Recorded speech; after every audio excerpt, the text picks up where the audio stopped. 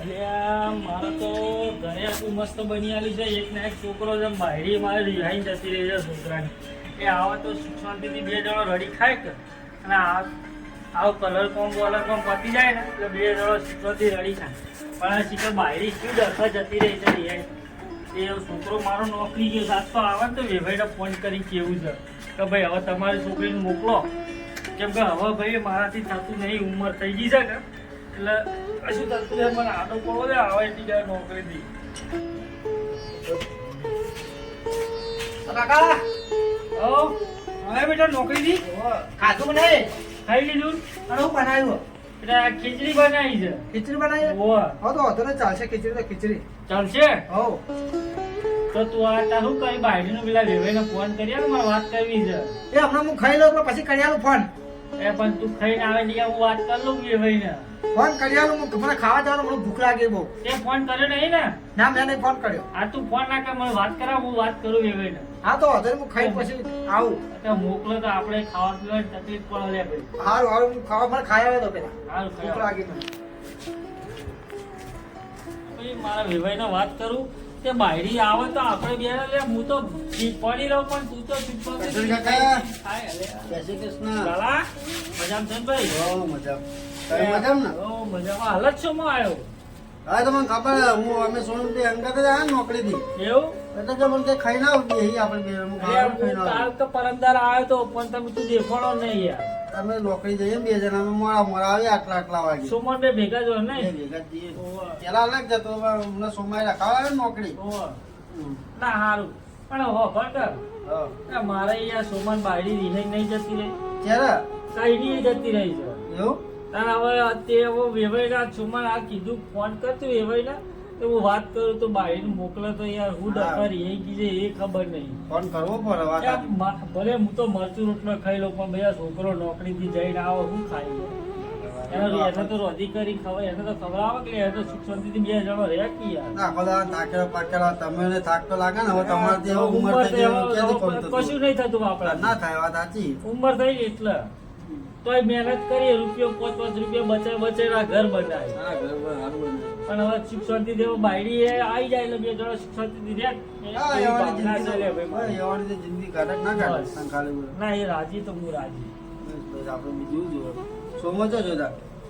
સોમો ખાવા બેઠો છું. ખાઈ લે ના ખાઈ લ્યો. આવે હતા ને ફટાફટ. બોલો શું ચાલો કરશન કાકા? શાંતિ છે ભાઈ પણ આ લાલા અવસ્થા છોકરો બાયડી આવે એવું કરાવો. ખાઈ ના નહીં ખાઈને જ આવેલો તો આ કરશન કાકા જો બેઠો તો. એટલે ભાઈ હાલ જ ખાઈને આવ્યો તા. ઘેર ખાવા બનાવ્યો તો ડોહાય તો મેં કીધું લાય તા ખાઈ લો. ખીચડી બનાવી ભાઈ શું કરતા? આ જે હોય તો ખાવું પડે. હોશિયાર કરવું હોય તો ઉપયોગ કરીએ. હા હોશિયાર હોય એટલે ખાવું પડે આમ બધું ને. એ તો સાચી વાત છે. શું કરવાનું કે?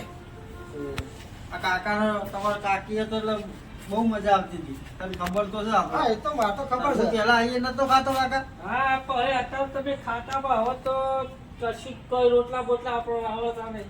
ખીચડી સિવાય ના આવડે. ખીચડી બનાવી હતી. ના, ના, ના. આપણાથી કશું થાય એવું નહીં. હવે ભગવાને હાથ પગ બધું લઈ લીધું. મજૂરી તો આપણે કરીએ છીએ હમણાં. એ તમારે ચો મજૂરી કરવી છે? તો પણ લાલા મારો સોમો છે ને સારો છે. મને કોઈ રૂપિયાનું કામ નહીં કરવા દે. ના મસ્ત મોણ. તો ભાઈ એટલી ઉંમર ચો કામ કરવાનું કે? નહીં કરવા દેતું એ. હું કરતા કરનાર હતા હારામ ફોન તે વાત કરે છે. ઓ એ વાત જ કરી છે. હું તો આ ભાઈ સાઈડમાં આવી મારે તમે એક વાત કેવી છે. કહો કરશન કાકા હું કે હા વાત કરતો. બોલો શું આવું કહેતો તો? લે લાલા હા બૈરામ મેં ફોન કર્યો. તે એટલે બૈરું એમ કહે છે કે તારા ડોહાન કાઢે તો હું આવું.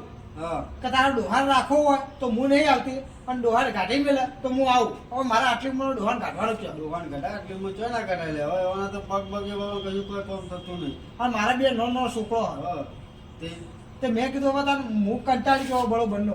એટલે મેં વિચાર્યું છે કે ડોહાન કીધું વૃદ્ધાશ્રમ જ મૂકી આવું કીધું.